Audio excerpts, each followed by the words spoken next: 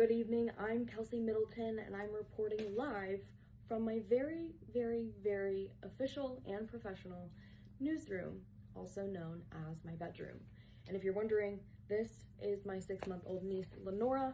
She is unfortunately not this small anymore. She is a lot more round, is what I would use to describe her. But I digress. Tonight we're taking a closer look at social media and its impact on mental health, a topic that probably affects almost every college student. Social media is a part of our daily routine, but what is all that scrolling really doing to us? Sometimes we scroll between classes or before bed or when we're really supposed to be doing homework.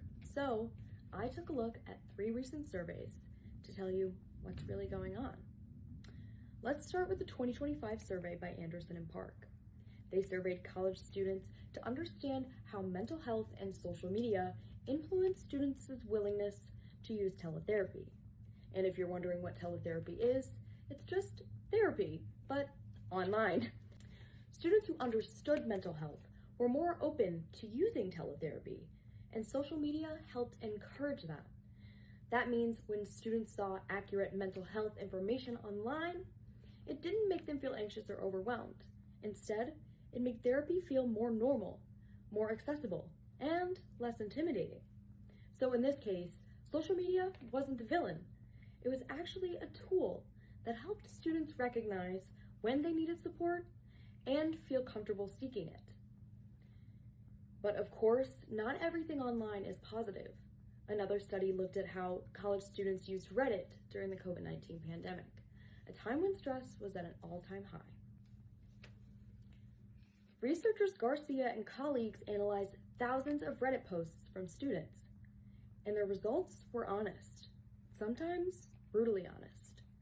Students talked about feeling overwhelmed, burned out, isolated, and unsure on how to keep up with school.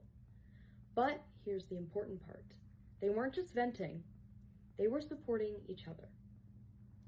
People were sharing advice, offering encouragement, and reminding each other that they weren't alone.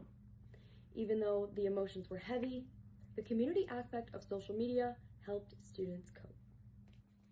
So again, we see both sides. Social media can expose us to negativity, but it can also create a space for connection and understanding. And that brings us to the third study, one that focuses on a group of students who often face unique challenges, international students. A 2025 study by Sadiqa and colleagues surveyed international students at United States universities. These students were dealing with cultural adjustment, homesickness, and academic pressure, all while being far from their support systems. The researchers found that online communication, including social media, helped reduce stress and improve mental health. For students who couldn't easily see friends or family in person, digital support was incredibly meaningful. This shows that social media isn't just entertainment for some people. Sometimes it's a lifeline. So, what does all of this mean for young adults? The research makes one thing clear. Social media isn't purely good or purely bad. It depends on how we use it. It can increase anxiety when we compare ourselves to others. It can make us feel left out or left behind. But it can also connect us, educate us, and support us when we need it most. The impact isn't about the amount of time we spend online. It's about the quality of what we're seeing and the intent behind how we use it. So, here are a few simple ways to make social media work for your mental health. Follow accounts that make you feel inspired or supported, not stressed.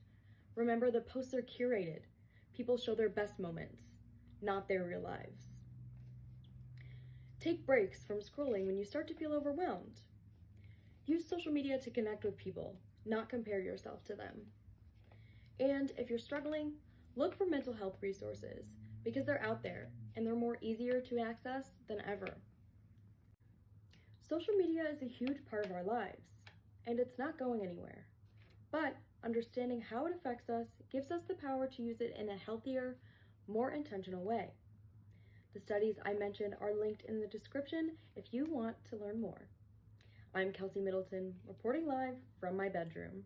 Thanks for watching and take care of yourselves, on and offline.